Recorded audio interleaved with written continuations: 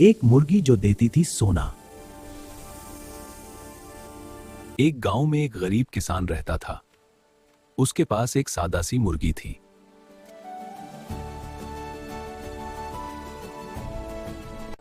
फिर एक दिन उस मुर्गी ने दिया एक सुनहरी अंडा। किसान खुश हो गया। और फिर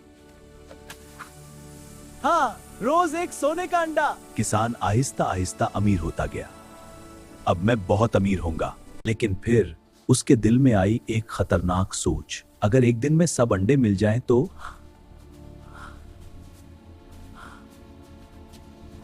उसने लालच में आकर मुर्गी को मार दिया।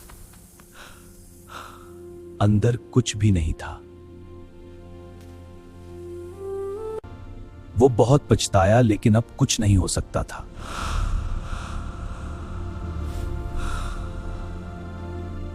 उसने सब कुछ खो दिया। यही सच है, लालच हमेशा नुकसान देता है।